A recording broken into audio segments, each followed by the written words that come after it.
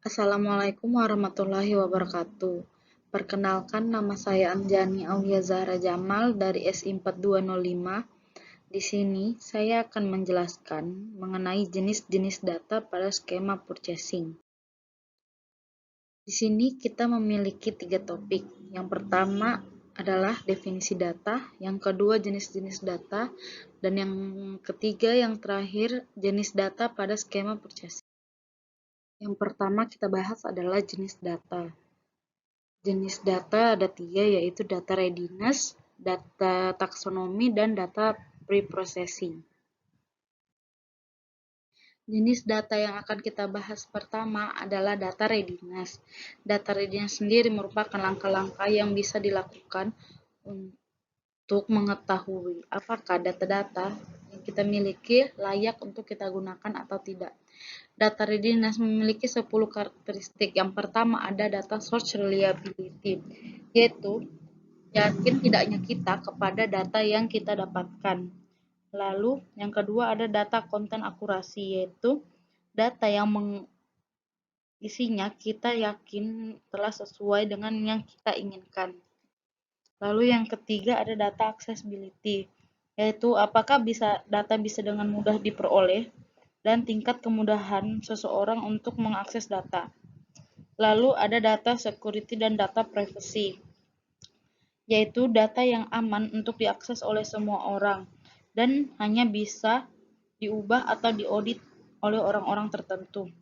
Kemudian yang kelima ada data richness, yaitu data yang di dalamnya memiliki semua elemen data atau lengkap untuk dianalisis. Yang keenam ada data konsistensi, yaitu data akan tetap akurat jika dimix atau dicampur dengan data yang lain. Data tidak akan berubah-ubah dengan data yang lain dan tidak gampang tercampur. Lalu yang ketujuh ada data currency atau data timeliness, yaitu data yang up to date dan data yang akurat dengan apa yang sedang terjadi. Yang ke-8 ada data granularity, yaitu data yang terperinci, halus, variabel dan nilai data didefinisikan hingga ke akar-akar atau serinci mungkin. Yang ke-9 ada data validity, yaitu untuk menjabarkan kecocokan data atau ketidakcocokan data. Yang terakhir yang ke-10 ada data relevansi, yaitu variabel yang ada di tiap data saling berhubungan dengan apa yang kita lakukan.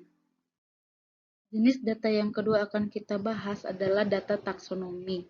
Data taksonomi terbagi menjadi 2, yaitu struktur data atau data yang terstruktur dan data unstruktur atau data yang tidak terstruktur atau setengah terstruktur. Data terstruktur sendiri terbagi lagi menjadi 2, yaitu ada kategorikal dan numerikal. Kategorikal data adalah represent label dari multiple class untuk membagi variabel ke dalam kelompok tertentu. Lalu data numerikal adalah represent nilai numerik dari spesifik variabel. Data kategorikal terbagi menjadi 2, nominal dan ordinal.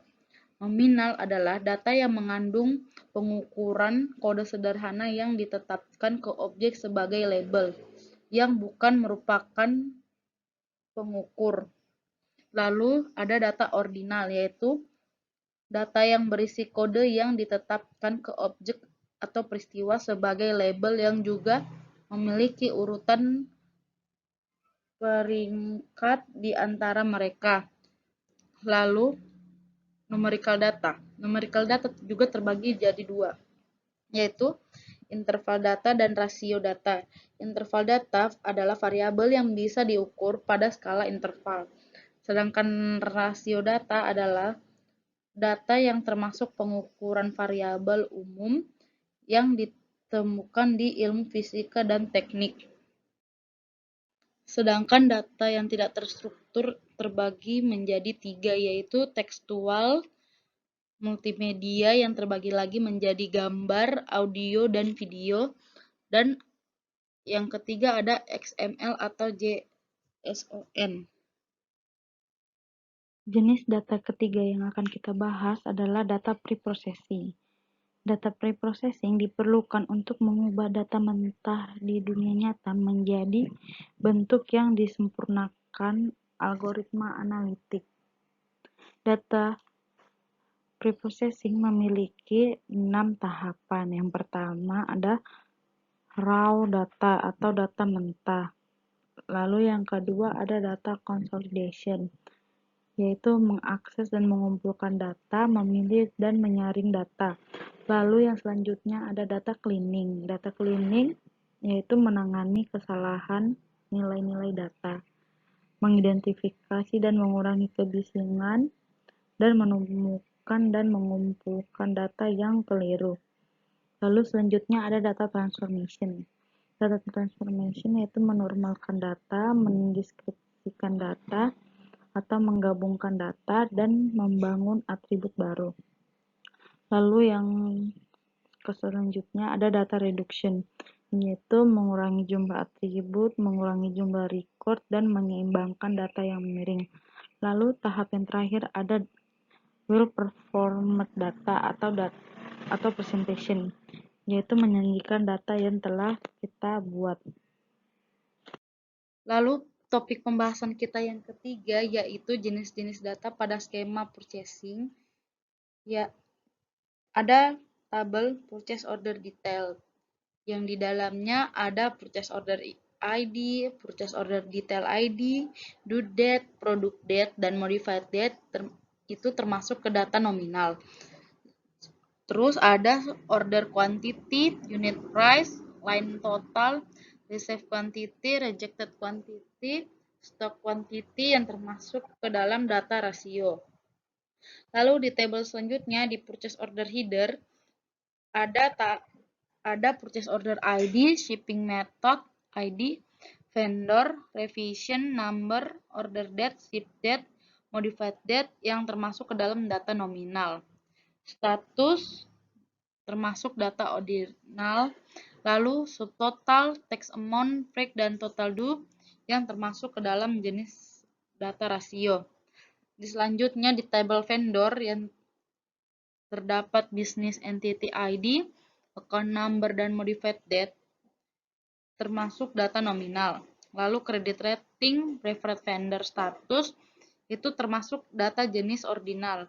Dan purchasing web service URL termasuk ke dalam categorical data. Di tabel ship method terdapat ship method ID, name, ship base, modified date yang termasuk ke dalam data nominal. Sedangkan ship rate itu termasuk ke data ordinal. Di tabel terakhir, produk vendor, terdapat business entity ID, product ID, last receipt date, unit measure code yang termasuk data nominal. Lalu average lead time termasuk ke dalam data interval. Lalu standard price dan last receipt cost, min order quantity, maksimal order quantity, dan on order quantity termasuk ke dalam data rasio. Sekian dari saya ucapkan terima kasih, mohon maaf atas segala kurang dan lebihnya dalam video ini. Semoga video ini dapat bermanfaat bagi teman-teman semua.